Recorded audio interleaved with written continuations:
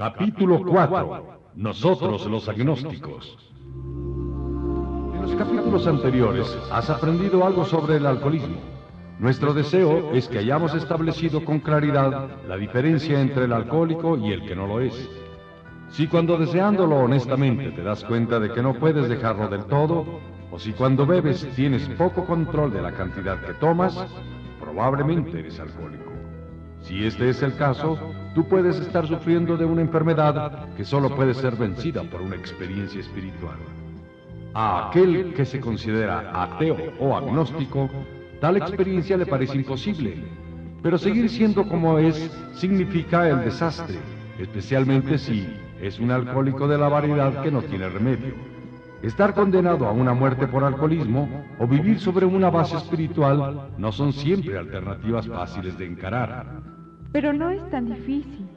Casi la mitad de los miembros de nuestra agrupación original eran exactamente de ese tipo. Al principio, algunos de nosotros tratamos de eludir el tema, esperando contra toda esperanza que no fuéramos realmente alcohólicos.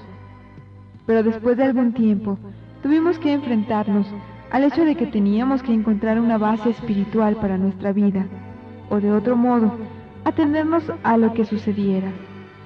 Tal vez este sea tu caso, pero alégrate. Casi la mitad de nosotros nos considerábamos ateos o agnósticos. Nuestra experiencia demuestra que no debes sentirte desconsolado.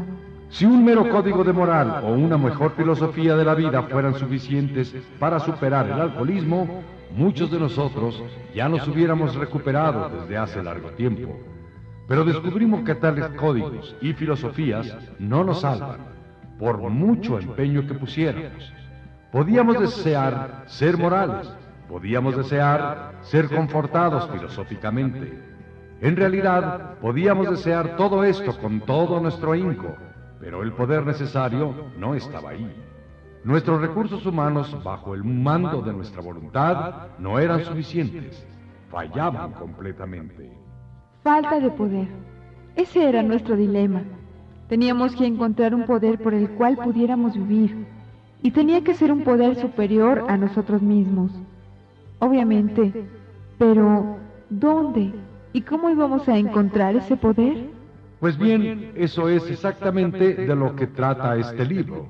Su objetivo principal es habilitarte para que encuentres un poder superior a ti mismo, que resuelva tus problemas. Eso quiere decir que hemos escrito un libro que creemos es espiritual, así como también moral, y quiere decir, desde luego, que vamos a hablar acerca de Dios. Aquí surge la dificultad con los agnósticos. Muchas veces hablamos con un nuevo individuo y vemos despertarse sus esperanzas a medida que discutimos sus problemas alcohólicos y que le explicamos de nuestra agrupación. Pero frunce el ceño cuando hablamos de asuntos espirituales, especialmente cuando mencionamos a Dios, porque hemos reabierto un tema que nuestro hombre creía haber evadido diestramente o completamente ignorado. Sabemos cómo se siente él, hemos compartido sus sinceros prejuicios y dudas. Algunos de nosotros hemos sido apasionadamente antirreligiosos. Para otros, la palabra Dios traía una idea particular de él con la que alguien había tratado de impresionarlos en su niñez. Tal vez rechazamos este concepto particular porque nos parecía inadecuado. Quizá imaginábamos que con ese rechazo habíamos abandonado por completo la idea de Dios. Nos molestaba el pensamiento de que la fe y dependencia de un poder más allá de nosotros era en cierta forma débil y aún cobarde. Veíamos con profundo escepticismo a este mundo de individuos en guerra, de sistemas teológicos en pugna y de calamidades inexplicables. Mirábamos con recelo a cualquiera que parecía ser piadoso. ¿Cómo podía un ser supremo tener algo que ver con todo esto? Y de todos modos, ¿quién podía comprender a un ser supremo? Sin embargo, en otros momentos, al sentir el encanto de una noche estrellada, pensábamos, ¿quién pues hizo todo esto? Había un momento de admiración y de asombro, pero era fugaz y pronto pasaba. Sí, nosotros los agnósticos hemos tenido esos pensamientos y experiencias. Nos apresuramos en asegurártelo. nos dimos cuenta de que tan pronto como pudimos hacer, a un lado, el prejuicio y manifestar siquiera la voluntad de creer en un poder superior a nosotros mismos, comenzamos a obtener resultados, aunque le fuera imposible a cualquiera de nosotros definir cabalmente o comprender a ese poder que es Dios. Para gran consuelo nuestro, descubrimos que no necesitábamos tomar en cuenta el concepto que cualquier otro tuviera de Dios. Nuestro propio concepto, por muy inadecuado que fuese, era suficiente para acercarnos y efectuar un contacto con Él. Tan pronto como admitimos la posible existencia de una inteligencia creadora, de un espíritu del universo como razón fundamental de todas las cosas, empezamos a estar poseídos de un nuevo sentido de poder y dirección, con tal de que diéramos otros pasos sencillos. Encontramos que Dios no impone condiciones muy difíciles a quienes le buscan. Para nosotros, el reino del Espíritu es amplio, espacioso, siempre inclusivo, nunca exclusivo o prohibitivo para aquellos que lo buscan con sinceridad. Nosotros creemos que está abierto a todos los seres humanos. Por consiguiente, cuando te hablamos de Dios, nos referimos a tu propio concepto de Dios. Esto se aplica también a otras expresiones espirituales que puedes encontrar en este libro. No dejes que ningún prejuicio que puedas tener en contra de los términos espirituales te impida preguntarte a ti mismo lo que significa para ti. Al principio, esto era todo lo que necesitábamos para comenzar el desarrollo espiritual, para efectuar nuestra primera relación consciente con Dios, tal como lo concebíamos. Después, nos encontramos aceptando muchas cosas que entonces parecían inaccesibles. Eso era ya un adelanto. Pero si queríamos progresar, teníamos que empezar por alguna parte. Por lo tanto, usamos nuestro propio concepto a pesar de lo limitado que fuese. Solamente necesitábamos hacernos una breve pregunta. ¿Creo ahora, o estoy dispuesto a creer siquiera, que hay un poder superior a mí mismo? Tan pronto como una persona pueda decir que cree o que está dispuesta a creer, podemos asegurarte enfáticamente que ya va por buen camino. Repetidamente se ha comprobado entre nosotros que sobre esta primera piedra puede edificarse una maravillosamente efectiva estructura espiritual. Esa fue una gran noticia para nosotros porque habíamos supuesto que no podíamos hacer uso de principios espirituales a menos de que aceptáramos muchas cosas sobre la fe que parecían difíciles de creer. Cuando nos presentaban enfoques espirituales, ¿cuántas veces dijimos: yo quisiera tener la fe que tiene esa persona? Estoy seguro de que me daría resultados si creyera como ella cree. Pero no puedo aceptar como una verdad segura muchos artículos de fe que son tan claros para él. Así que fue confortante aprender que podíamos empezar en un plano más sencillo. Además de una aparente incapacidad para aceptar mucho sobre la fe, frecuentemente nos encontrábamos impedidos por obstinaciones y prejuicios irracionales. Muchos de nosotros hemos sido tan suspicaces que hasta la referencia casual a cosas espirituales nos hacía encrespar de antagonismo. Esta manera de pensar tuvo que ser abandonada. Aunque algunos de nosotros nos resistimos, no encontramos muy difícil desechar tales sentimientos. Viéndonos frente a la destrucción, pronto nos volvimos tan receptivos con los asuntos espirituales como habíamos tratado de serlo con otras cuestiones. En este respecto, el alcohol fue un instrumento efectivo de persuasión. Finalmente, a base de golpes, nos hizo entrar en razón. A veces resultaba un proceso tedioso. No le deseamos a nadie que dure con sus prejuicios tanto tiempo como nosotros. Puede ser que el lector todavía se pregunte: ¿por qué debe creer en un poder superior a él mismo? Creemos que hay buenas razones para ello. Vamos a examinar algunas. El individuo práctico de hoy en día da mucha importancia a los hechos y a los resultados. A pesar de eso, en el siglo XX se aceptan fácilmente teorías de todas clases, siempre que estén sólidamente basadas en hechos. Tenemos numerosas teorías, acerca de la electricidad, por ejemplo. Todos creen en ellas sin un reproche ni una duda. ¿Por qué esta fácil aceptación? Sencillamente porque es imposible explicar lo que vemos, sentimos, dirigimos y usamos sin una suposición razonable como punto de partida. En la actualidad, todos creen en docenas de suposiciones de las que hay buena evidencia, pero ningún testimonio visual perfecto. ¿Y no demuestra la ciencia que el testimonio visual es el más inseguro? Constantemente se está demostrando, a medida que se va estudiando el mundo material, que las experiencias externas no son de ninguna manera la realidad interior. Ilustremos esto. La prosaica viga de acero es una masa de electrones girando uno alrededor del otro a una velocidad increíble. Estos cuerpos insignificantes son gobernados por leyes precisas, y estas leyes son válidas en todo el mundo material. La ciencia nos dice que así es. No tenemos ninguna razón para dudarlo. Pero cuando se sugiere la perfectamente lógica suposición de que, detrás del mundo material, tal como lo vemos, hay una inteligencia todopoderosa, dirigente y creadora, ahí mismo salta a la superficie nuestra perversa vanidad y laboriosamente nos dedicamos a convencernos de que no es así. Leemos libros antiborrados de pedantesca erucción y nos enfrascamos en discusiones pomposas, pensando que no necesitamos de ningún Dios para explicarnos o comprender este universo.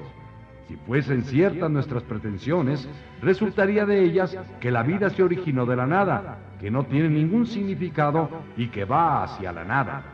En vez de considerarnos como agentes inteligentes, puntas de flechas de la siempre progresiva creación de Dios, nosotros los agnósticos y los ateos preferimos creer que nuestra inteligencia humana es la última palabra, alfa y omega, principio y fin de todo.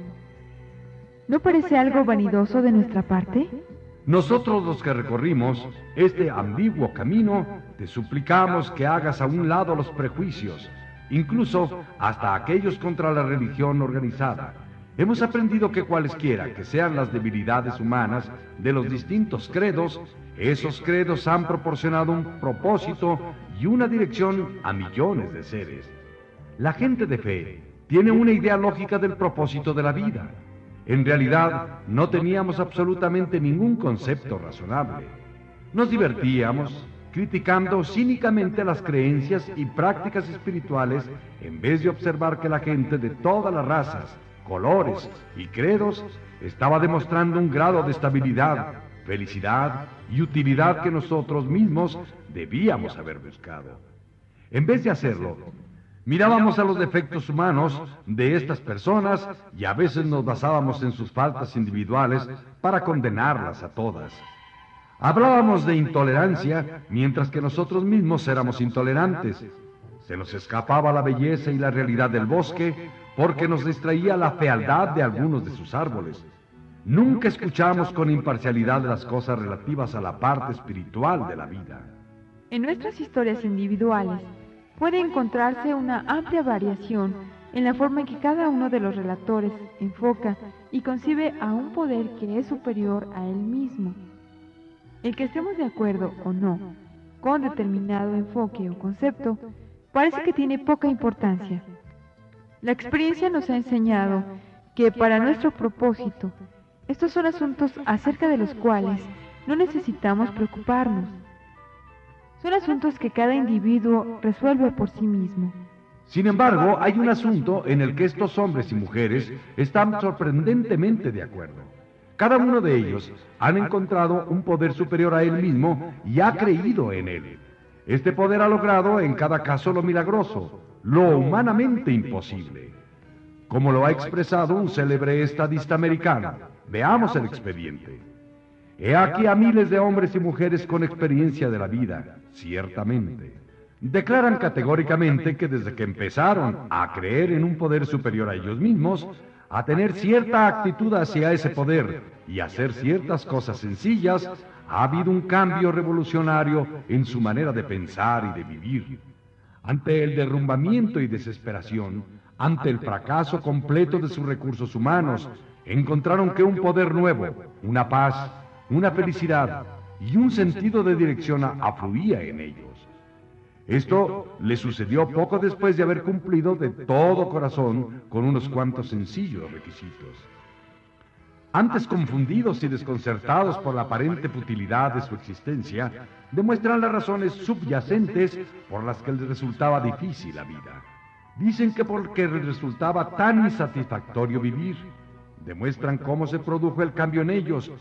Cuando muchos cientos de personas pueden decir que el conocimiento consciente de la presencia de Dios es hoy el hecho más importante de sus vidas, están presentando una poderosa razón por la que uno debe tener fe. Este mundo nuestro ha realizado en un siglo más progresos materiales que en todos los miles de años anteriores. Casi todos conocen la razón. Los investigadores de la historia antigua nos dicen que la inteligencia de los hombres de entonces era igual a la de los de la actualidad. A pesar de eso, en la antigüedad era penosamente lento el progreso material. El espíritu moderno de indagación, investigación e inventiva científica era casi desconocido. En el dominio de lo material, la mente del hombre estaba encadenada por la superstición, la tradición y toda clase de obsesiones. Algunos de los contemporáneos de Colón consideraban como algo absurdo el que la Tierra fuera redonda.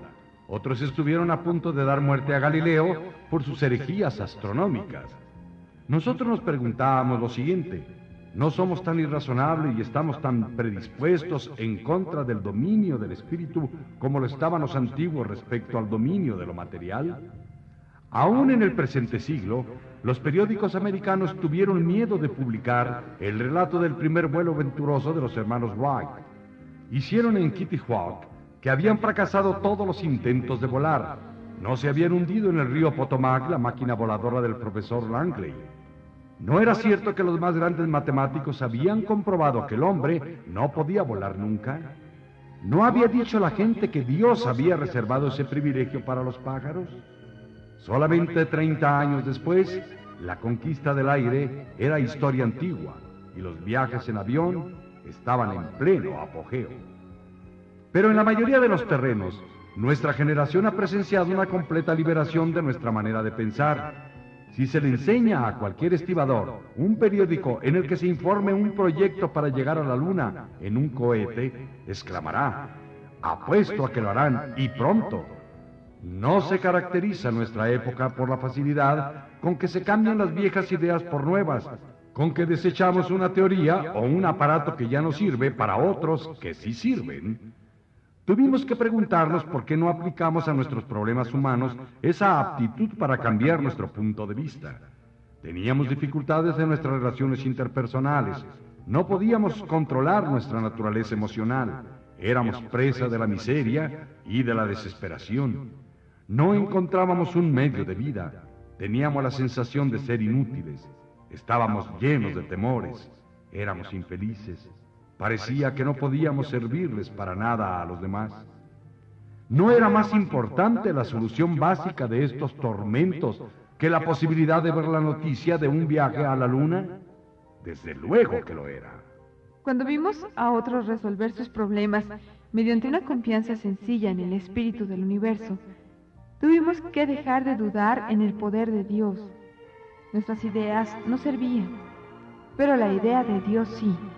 La casi infantil fe de los hermanos Wright en que podían construir un aparato que volara fue el principal móvil de su relación. Sin eso, nada hubiera pasado. Los que éramos agnósticos y ateos nos estuvimos aferrando a la idea de que la autosuficiencia resolvería nuestros problemas. Cuando otros nos demostraron que la suficiencia de Dios trabajaba en ellos, empezamos a sentirnos como aquellos que insistieron en que los hermanos Wright nunca volarían. La lógica es una gran cosa. Nos gustaba. Todavía nos gusta. No se nos dio por casualidad la dificultad de razonar, de examinar la evidencia de nuestros sentidos y de llegar a conclusiones. Este es uno de los atributos magníficos del ser humano. Los que nos inclinamos al agnosticismo nos sentimos satisfechos con una proposición que no se preste a abordarla o a interpretarla. De ahí que nos esforcemos tanto por explicar por qué creemos que nuestra fe actual es razonable, porque pensamos que es más saludable que creer que no creer, porque decimos que nuestra antigua manera de pensar era débil y exageradamente sentimental cuando, llenos de duda, levantábamos la mano diciendo, no sabemos. Cuando nos volvimos alcohólicos, aplastados por una crisis que nosotros mismos nos habíamos impuesto y que no podíamos posponer o evadir, tuvimos que encarar sin ningún temor el dilema de que Dios lo es todo, o de otra manera, Él no es nada. Dios es o no es. ¿Qué íbamos a escoger? Llegados a este punto, nos encontramos cara a cara con la cuestión de la fe. No pudimos evadir el asunto. Algunos de nosotros ya habíamos andado un buen trecho sobre el puente de la razón con rumbo a la deseada ribera de la fe.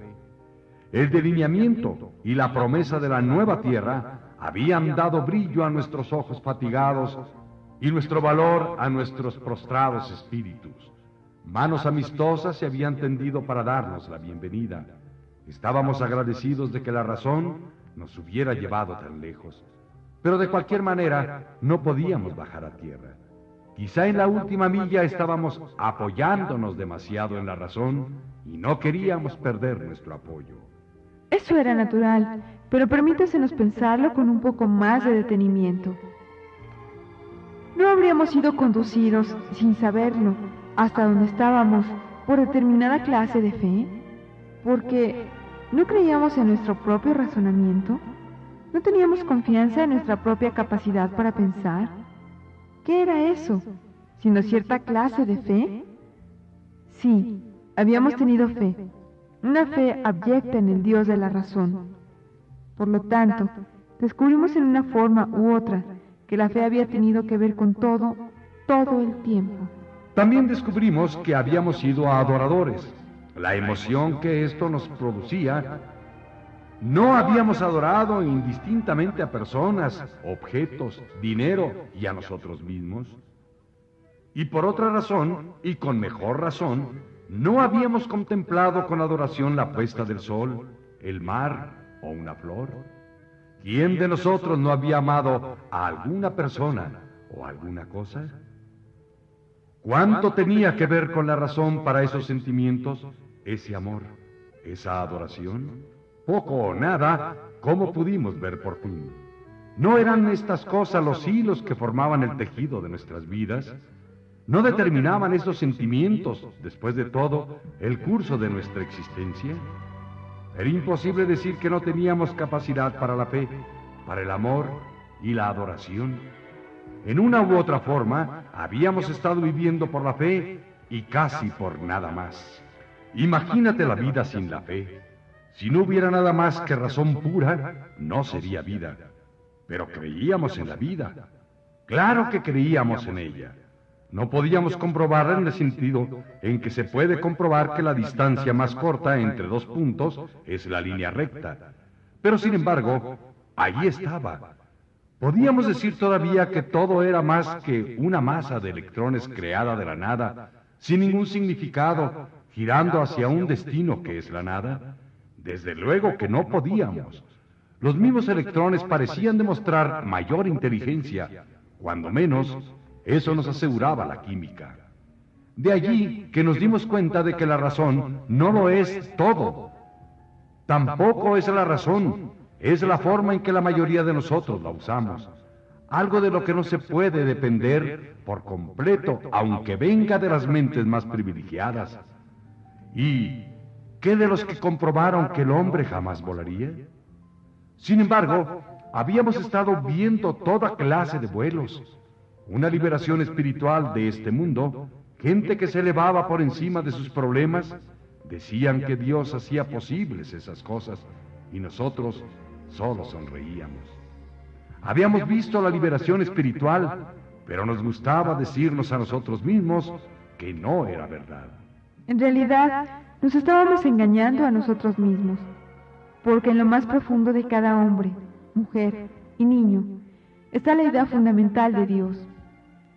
Puede ser oscurecida por la calamidad, la pompa o la adoración de otras cosas, pero en una u otra forma, allí está, porque la fe en un poder superior al nuestro y las demostraciones milagrosas de ese poder en las vidas humanas son hechos tan antiguos como el mismo hombre. Nos dimos cuenta, por fin, de que la fe en alguna clase de Dios era parte de nuestra manera de ser. ¿Cómo puede serlo el sentimiento que tenemos para algún amigo? Algunas veces tuvimos que buscar sin temor, pero allí estaba. Él era un hecho tan real como lo éramos nosotros. Encontramos la gran realidad en lo más profundo de nosotros mismos. En la última instancia, solamente allí es donde Él puede ser encontrado. Así sucedió con nosotros. Nosotros podemos solamente aclarar el terreno un poco. Si nuestro testimonio ayuda a barrer el prejuicio, te permite pensar honestamente y te estimula a buscar diligentemente dentro de ti mismo, entonces puedes, si así lo deseas, unirte a nosotros en la amplia vía. En esta actitud no puedes fallar. El conocimiento consciente de tu creencia te llegará con seguridad. En este libro leerás algo sobre la experiencia de un individuo que creía ser un ateo. Su historia es tan interesante que algo de ella debe hacerse referencia ahora. El cambio que se operó en su corazón fue dramático, convincente y conmovedor. Nuestro amigo era hijo de un ministro. Asistió a una escuela de su iglesia, en donde se rebeló contra lo que creía ser una dosis excesiva de educación religiosa. Durante años, después las dificultades y frustraciones lo persiguieron. Fracasó en los negocios, demencia, enfermedades graves, suicidio. Todas estas calamidades ocurridas entre sus familiares cercanos lo amargaron y deprimieron. La desilusión de la posguerra, un alcoholismo cada vez más grave, el inminente colapso físico y mental lo llevaron al punto de autodestrucción. Una noche, estando confinado en un hospital, se le acercó un alcohólico que había tenido una experiencia espiritual. Sintiéndose harto de aquello, gritó amargamente: Si es que hay un Dios, no ha hecho nada por mí. Pero más tarde, estando solo en su cuarto, se preguntó: ¿Es posible que estén equivocadas todas las personas religiosas a quienes he conocido? Mientras estuvo tratando de contestarse, se sintió muy mal, pero de pronto, como un rayo, le vino una idea que opacó todas las demás. ¿Quién eres tú para decir que no hay Dios? Este individuo relata que se levantó precipitadamente de la cama para caer de rodillas. Al cabo de unos segundos se sintió abrumado por la convicción de la presencia de Dios. Lo saturó la seguridad y majestuosidad de una marea creciente. Las barreras que habían construido a través de los años fueron arrolladas. Estaba ante la presencia del poder infinito y del amor. Había pasado del puente a la orilla. Por primera vez vivía en compañía consciente con su Creador. Así fue colocada en su lugar la piedra angular de nuestro amigo. Ninguna vicisitud posterior le ha hecho temblar. Le fue removido su problema alcohólico. Esa misma noche, hace años, el problema desapareció. Salvo algunos breves momentos de tentación, el pensamiento de beber nunca le ha vuelto a su mente, y en esos momentos de tentación ha sentido una gran revulsión. Es aparente que no podría beber, ni aun queriéndolo hacerlo. Dios le ha devuelto la cordura. ¿Qué es esto sino un milagro de recuperación? Sin embargo, sus elementos son sencillos. Las circunstancias hicieron que estuviera dispuesto a creer. Humildemente se ofreció a su Hacedor.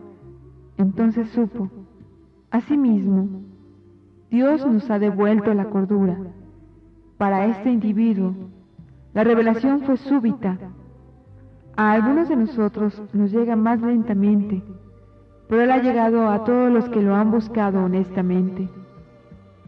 Cuando nosotros nos acercamos a Él, Él se nos reveló.